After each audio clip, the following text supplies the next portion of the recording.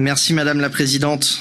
Monsieur le Président, Madame la Présidente de la Commission, chers collègues, notre réponse inédite à l'invasion russe en Ukraine a suscité dans toute l'Europe un sentiment d'unité.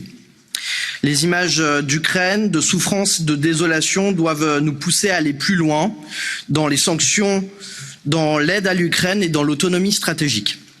La brutalité insensée des attaques russes sur les civils ne doit pas rester sans réponse. Il faut acter des sanctions plus dures pour couper le financement du régime, coordonner l'accueil des réfugiés pour éviter une catastrophe humanitaire. Mais soyons honnêtes, et je le dis également aux groupes qui prônent aujourd'hui d'aller plus loin. Pourquoi les prochaines étapes paraissent plus difficiles pour l'Europe? Pourquoi le coût de notre engagement auprès du peuple ukrainien est-il si lourd aujourd'hui pour l'Europe? C'est parce que l'Europe n'a pas encore tous les outils de sa puissance. Et ce n'est pas un constat nouveau. Ce Parlement, mon groupe en particulier, n'a cessé depuis 2019 de soutenir l'ambition géopolitique de la Commission européenne. Mais il serait naïf de croire que nous y arrivions sans une profonde révolution de nos organisations internes, de notre économie et de notre stratégie communautaire. En effet, l'Europe puissance demande une indépendance énergétique. Oui, l'urgence est à la diversification de nos approvisionnements, mais sur le long terme, nous ne pouvons pas remplacer une dépendance par une autre.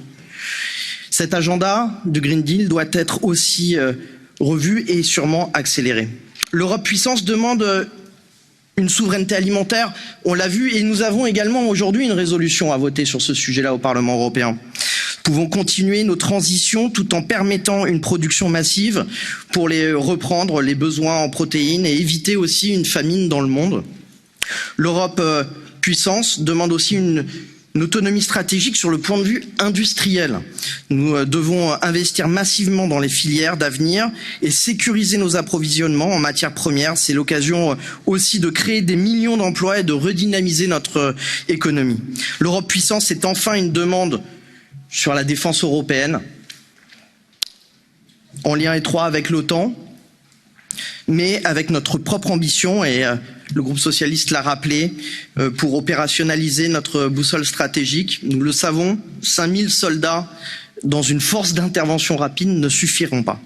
Voilà, Madame et Monsieur la Présidente, mes chers collègues, nous devons et nous avons besoin de confirmer nos objectifs communs de souveraineté, de chiffrer les besoins financiers.